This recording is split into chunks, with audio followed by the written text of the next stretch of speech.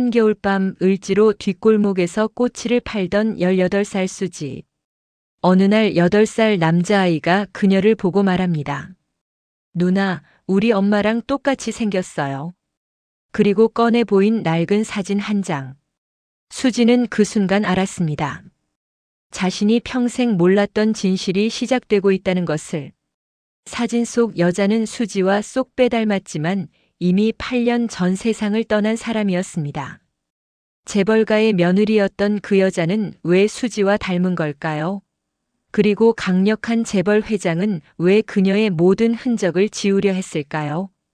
오늘 인생역전 일기는 가난한 꼬치 소녀가 알게 된 충격적인 가족의 비밀, 그리고 뒤늦게 찾은 진짜 가족에 대한 이야기입니다. 그럼 이제 이수지의 이야기를 시작하겠습니다. 서울의 한겨울, 영하 10도를 오르내리는 추운 밤이었습니다.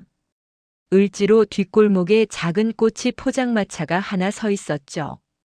18살 고등학교 3학년생 이수지는 낡은 패딩 점퍼를 껴입고 꼬치 그릴 앞에서 손을 호호 불며 서 있었습니다. 학교가 끝나면 매일 이곳에 나와 밤 11시까지 꼬치를 구워 팔았죠. 한 개당 3,000원, 하루 평균 20개 정도 팔면 6만 원. 거기서 재료비를 빼면 순수익은 4만 원 남짓이었습니다. 한 달이면 120만 원 정도를 벌 수 있었죠.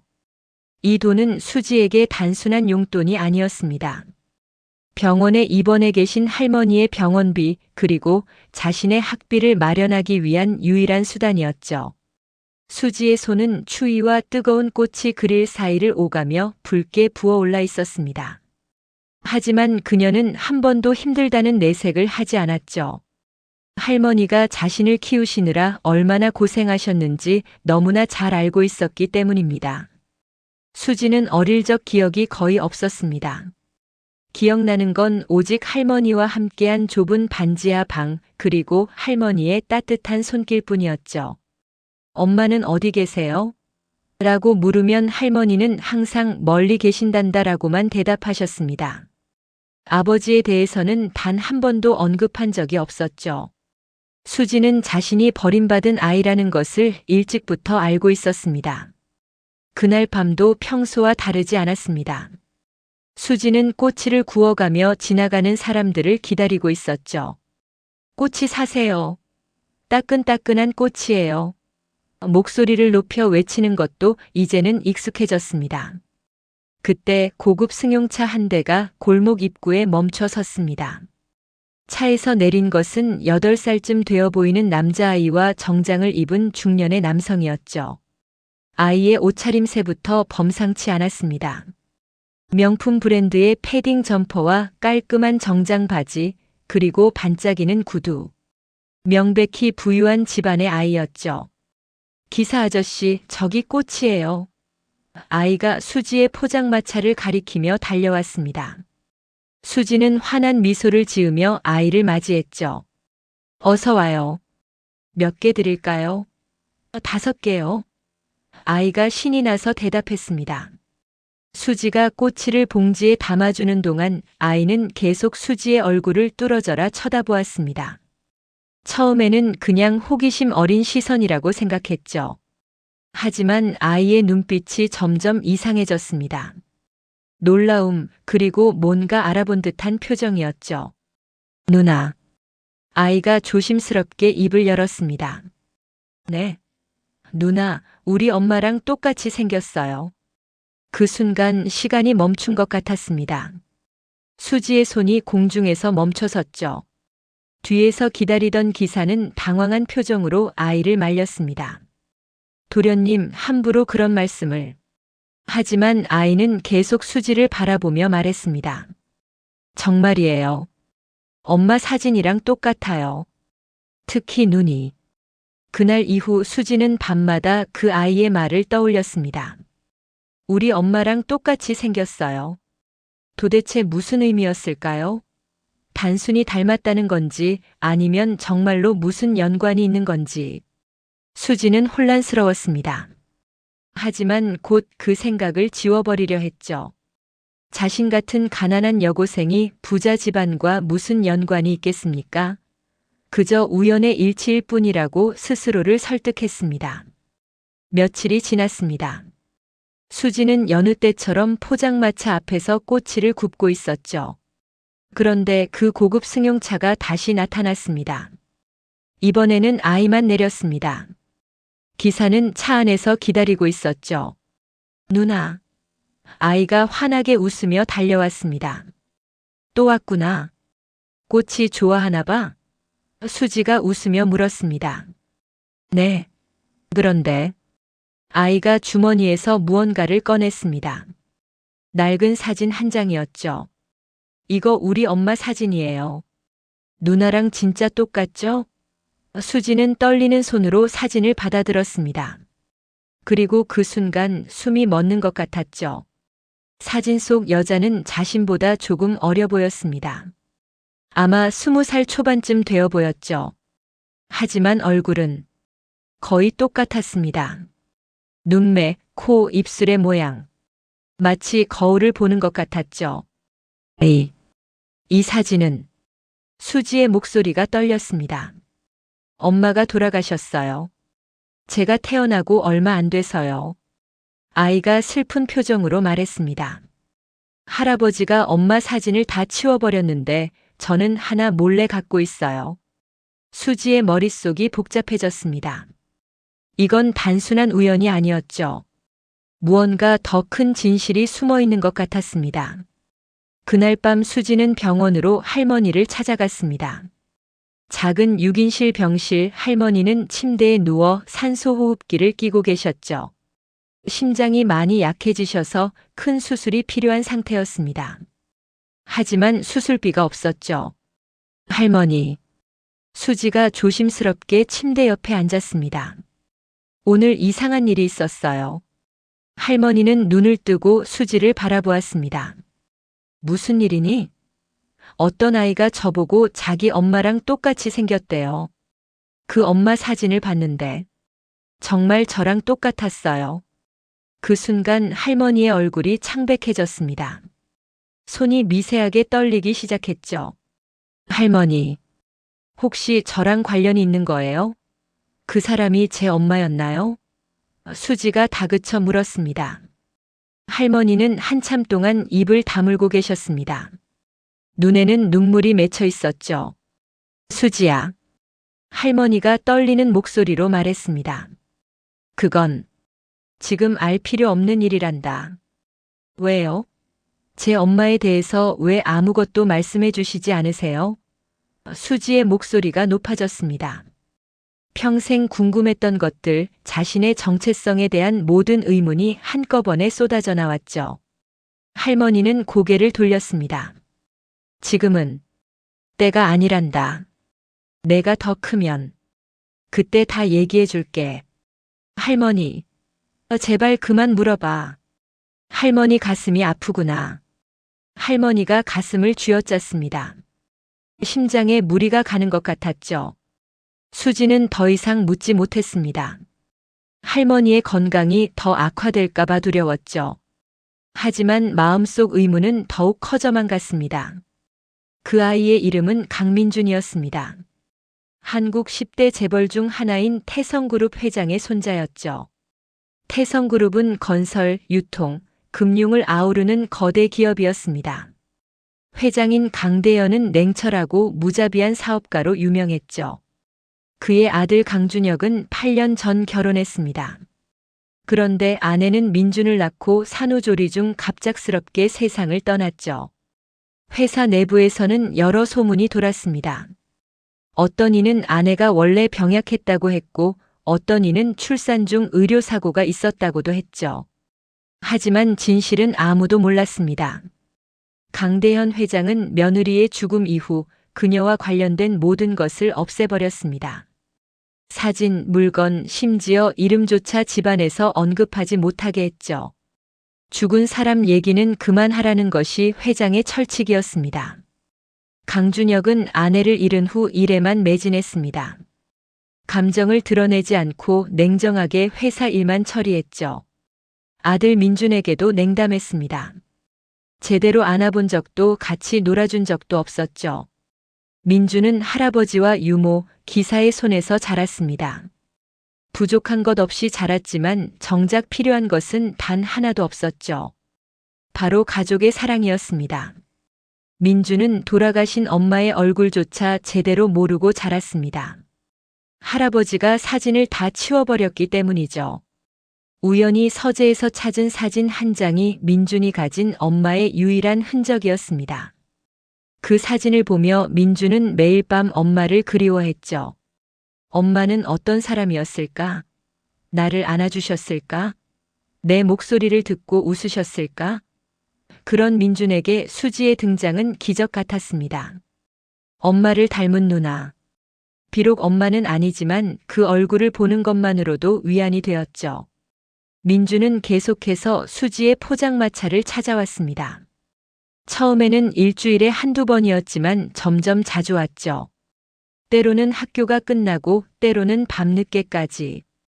기사는 걱정스러운 눈빛으로 지켜봤지만 민준을 말릴 수 없었습니다. 누나, 오늘 학교에서 이런 일이 있었어요. 민준은 수지에게 학교 이야기를 하곤 했습니다. 친구들 이야기, 선생님 이야기, 자신이 좋아하는 것들. 수지는 꼬치를 구우면서 민준의 이야기를 들어주었죠. 그래? 그래서 어떻게 됐는데? 제가 그 친구랑 화해했어요. 누나가 지난번에 먼저 미안하다고 하라고 했잖아요. 민준에게 수지는 단순한 꼬치 가게 누나가 아니었습니다. 자신의 이야기를 들어주는 유일한 사람이었죠. 엄마를 대신해 자신에게 따뜻함을 주는 존재였습니다. 하지만 이런 관계가 오래갈 수는 없었습니다. 어느 날 저녁 강준혁이 아들을 찾아 직접 포장마차로 왔습니다.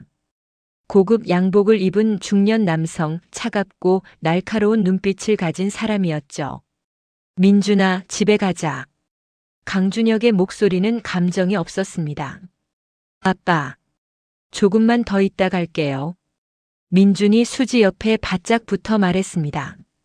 강준혁은 수지를 바라봤습니다. 그리고 그 순간 그는 얼어붙었죠. 수지의 얼굴을 본 순간 8년 전 기억이 홍수처럼 밀려왔습니다. 그 눈빛, 그 미소, 그 얼굴선. 죽은 아내와 너무나 닮아 있었죠. 당신은?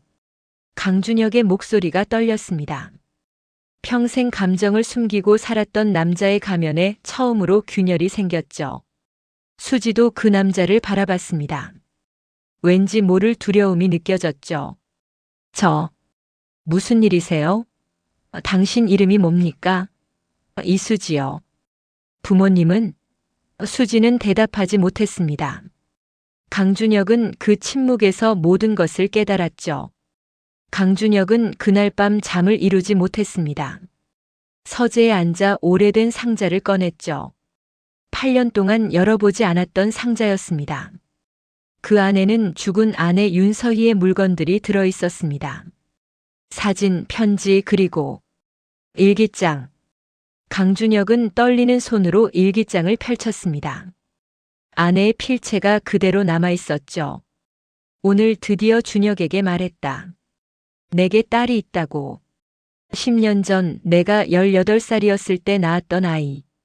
가난 때문에, 어린 나이 때문에 어쩔 수 없이 엄마에게 맡기고 떠났던 그 아이. 준혁은 크게 화를 냈다. 왜 지금까지 숨겼냐고. 하지만 나는 말할 수 없었다. 그 아이를 낳았을 때의 고통을, 떠나야 했을 때의 아픔을. 준혁은 이해하지 못할 것이다. 강준혁의 손이 멈췄습니다. 계속 읽어내려갔죠. 시아버님께 들켰다. 내게 전혀 결혼 전 아이가 있다는 걸. 시아버님은 격노하셨다. 강가의 며느리가 사생아를 낳았다니 집안의 치욕이라고. 당장 그 아이를 데려와 해외로 보내버리겠다고 하셨다. 나는 무릎 꿇고 빌었다. 제발 그 아이만은 건드리지 말아달라고. 차라리 나를 쫓아내시라고. 강준혁의 눈에서 눈물이 떨어졌습니다. 평생 처음이었죠. 시아버님께서 조건을 내셨다. 그 아이와 영원히 연을 끊고 다시는 찾지 말 것. 그러면 그 아이를 건드리지 않겠다고. 나는 받아들일 수밖에 없었다. 내 딸을 지키기 위해서. 수지야, 엄마는 너를 버린 게 아니란다. 너를 지키기 위해 멀리서 지켜볼 수밖에 없었단다. 미안해, 미안해. 일기의 마지막 장에는 이렇게 적혀 있었습니다. 내일이면 출산이다. 준혁의 아이를 낳는다. 하지만 나는 두렵다. 왠지 이 아이를 만나지 못할 것 같은 불길한 예감이 든다. 만약 내가 죽는다면 부디 누군가 수지를 찾아주길. 내 딸에게 엄마가 사랑했다고 전해주길. 강준혁은 일기장을 덮었습니다. 8년 동안 자신이 얼마나 큰 진실을 외면하고 살았는지 깨달았죠. 다음 날 아침 강준혁은 아버지 강대현 회장을 찾아갔습니다. 회장실 거대한 책상 뒤에 앉아있는 냉혹한 노인. 강대현은 아들을 차갑게 바라봤죠. 무슨 일이냐? 아버지 묻겠습니다. 강준혁의 목소리는 차분했지만 단호했습니다. 서희가, 제 아내가 왜 죽었습니까? 갑자기 무슨 소리냐? 8년 전 아내는 산후조리를 하다 갑자기 죽었습니다. 병원에서는 산후출혈이라고 했죠. 하지만 아내는 건강했습니다. 출산 전 검진에서 아무 이상이 없었어요. 강대현의 표정이 굳어졌습니다. 죽은 사람 얘기는 그만하라고 했을 텐데. 아버지께서 뭔가 하셨습니까? 강준혁이 한 걸음 다가섰습니다. 아내를 죽음으로 몰아넣은 게 아버지십니까? 강대현은 자리에서 일어났습니다. 책상을 탁 쳤죠. 감히 내가 나를 의심해. 대답해 주십시오. 강준혁도 목소리를 높였습니다. 평생 아버지에게 대든 적 없는 남자였지만 이번만큼은 물러설 수 없었죠. 침묵이 흘렀습니다. 강대현이 입을 열었습니다. 그 여자는 우리 집안에 어울리지 않는 출신이었다. 무슨 말씀이십니까? 사생아를 낳았던 여자를 며느리로 둘 수 없었어. 그래서 조건을 제시했지. 그 아이와 연을 끊으라고. 그 여자는 받아들였어. 그래서요? 그게 다입니까? 그 여자는 약했어. 민준을 낳고 나서 죄책감에 시달렸지. 첫째 딸을 버렸다는 죄책감. 그게 그 여자를 죽였어. 강준혁은 주먹을 쥐었습니다. 아버지가 아내를 죽인 겁니다. 나는 이 집안을 지켰을 뿐이다. 강대현이 소리쳤습니다. 더러운 출신의 사생아가 우리 집안과 엮이는 걸 막았을 뿐이야. 강준혁은 아버지를 똑바로 바라봤습니다. 저는 이제 알겠습니다. 제가 평생 무엇을 잃고 살았는지. 그는 돌아서서 나갔습니다. 강준혁은 다시 그 골목으로 갔습니다. 하지만 포장마차는 없었죠. 주변 상인에게 물어보니 장사하던 여학생이 며칠째 나오지 않는다고 했습니다. 강준혁은 사립탐정을 고용했습니다. 수지의 행방을 찾았죠. 그리고 알게 되었습니다. 수지의 할머니가 위독하다는 것을, 병원비가 없어 수술을 못 받고 있다는 것을. 강준혁은 즉시 병원으로 향했습니다. 대학병원 6인실, 낡은 커튼 너머로 수지가 할머니 침대 옆에 앉아 있었죠. 할머니 괜찮으세요? 제가 돈 더 벌게요. 조금만 버티세요. 수지의 목소리는 눈물로 젖어 있었습니다. 강준혁이 커튼을 열었습니다. 수지가 놀라 돌아봤죠. 당신은 그때 그분? 얘기 좀 합시다. 강준혁이 조용히 말했습니다. 그들은 병원 로비로 내려갔습니다. 강준혁은 수지에게 모든 것을 말했습니다. 윤서희가 그녀의 친어머니였다는 것, 자신이 그녀의 의부사버지뻘 된다는 것, 그리고 민준이 그녀의 이복동생이라는 것. 수지는 그 자리에 주저앉았습니다. 그럼 제 엄마는 돌아가신 건가요? 미안합니다. 8년 전에. 수지는 울음을 터뜨렸습니다. 평생 궁금했던 엄마. 한 번도 본 적 없지만 그리워했던 엄마. 그 엄마가 이미 이 세상에 없다니. 엄마는 저를 버린 게 아니었나요? 아닙니다. 강준혁이 일기장을 건넸습니다. 직접 읽어보십시오.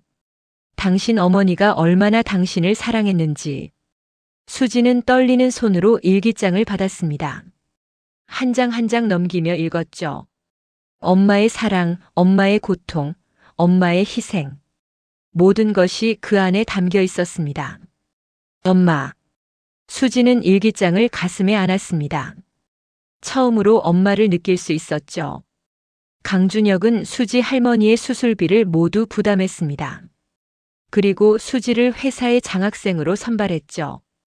대학 학비는 물론 생활비까지 모두 지원했습니다. 이건 자선이 아닙니다. 강준혁이 말했습니다. 당신 어머니가 받았어야 할 것들입니다. 제가 너무 늦게 알았을 뿐입니다. 수지는 처음에는 거절하려 했습니다. 자존심이 허락하지 않았죠. 하지만 강준혁은 단호했습니다. 당신 어머니 서희는 제 아내. 법적으로는 아니지만 도의적으로 저는 당신을 돌볼 책임이 있습니다. 그리고 그는 잠시 망설이다 말했습니다. 저도 속죄하고 싶습니다. 서희를 제대로 지키지 못한 것에 대해. 수지는 고개를 숙였습니다. 눈물이 떨어졌죠. 감사합니다. 그녀가 떨리는 목소리로 말했습니다. 할머니의 수술은 성공적으로 끝났습니다. 한 달간의 회복 기간을 거쳐 할머니는 건강을 되찾았죠. 수지는 대학에 진학했습니다. 경영학을 전공하기로 했습니다. 언젠가는 스스로 설 수 있는 힘을 기르기 위해서였죠. 민주는 수지를 진짜 누나처럼 따랐습니다. 주말마다 수지를 찾아와 함께 시간을 보냈죠. 처음으로 가족이라는 것을 느꼈습니다. 강준혁은 아버지 강대현과 결별했습니다. 회사를 물려받는 것을 포기하고 독립적인 투자 회사를 설립했죠. 저는 아버지처럼 살지 않겠습니다. 그가 마지막으로 아버지에게 한 말이었습니다. 돈과 권력으로 사람을 짓밟으며 살지 않겠습니다. 3년이 흘렀습니다. 수지는 대학을 우수한 성적으로 졸업했습니다. 그리고 강준혁의 회사에 입사했죠. 특혜가 아니었습니다. 정당한 경쟁을 통해 들어간 것이었습니다. 어느 날 수지는 엄마의 묘를 찾았습니다. 강준혁이 알려준 곳이었죠. 조용한 언덕 위 하얀 묘비 앞에 수지는 무릎을 꿇었습니다. 엄마, 저예요. 수지예요. 그녀가 묘비를 쓰다듬으며 말했습니다. 엄마가 저를 버린 게 아니었다는 걸 이제 알아요. 엄마가 저를 얼마나 사랑했는지도 알아요. 엄마, 저 이제 괜찮아요. 할머니도 건강하시고 저도 대학 졸업했어요. 그리고 수지는 눈물을 닦았습니다. 저한테 동생도 생겼어요. 민준이라고 정말 착한 아이예요. 엄마를 닮아서 그런가 봐요. 바람이 불었습니다. 마치 엄마가 대답하는 것 같았죠. 수지는 미소를 지었습니다. 그날 저녁 수지는 민준, 강준혁과 함께 저녁 식사를 했습니다. 할머니도 함께였죠. 완전한 가족은 아니었지만 서로를 아끼는 사람들이었습니다. 누나, 이거 먹어봐. 민준이 반찬을 수지 접시에 올려주었습니다. 우리 민준이 많이 컸네. 수지가 민준의 머리를 쓰다듬었습니다. 강준혁은 그 모습을 조용히 바라봤습니다. 그의 눈가에 미소가 번졌죠. 뒤늦게 찾은 가족이었지만 이제라도 함께할 수 있어 감사했습니다. 창밖으로 눈이 내렸습니다. 수지가 처음 붕어빵을 팔던 그 겨울과 같은 계절이었죠. 하지만 이제 수지는 추운 골목에서 홀로 떨지 않아도 됩니다. 따뜻한 집, 사랑하는 사람들, 그리고 미래를 향한 희망이 있었습니다. 인생은 때로 가혹합니다. 태어날 때부터 가난과 외로움을 안겨주기도 하죠. 하지만 포기하지 않고 버티면 언젠가는 빛이 찾아옵니다. 수지의 인생이 그랬습니다. 한겨울밤 붕어빵을 팔던 가난한 여고생은 이제 당당하게 자신의 길을 걷는 젊은 여성이 되었습니다. 그리고 그녀의 이야기는 많은 사람들에게 희망을 주었습니다. 아무리 어려운 상황에서도 인생은 언제든 역전될 수 있다는 것을. 수지는 이제 새로운 꿈을 꿉니다. 자신처럼 어려운 환경에서 자란 아이들을 돕는 재단을 만드는 것. 엄마가 하지 못했던 일들을 자신이 대신 이루어가는 것. 그것이 엄마에게 보내는 수지의 마지막 선물이었습니다. 지금이 아무리 힘들어도 포기하지 않으면 반드시 기회가 옵니다.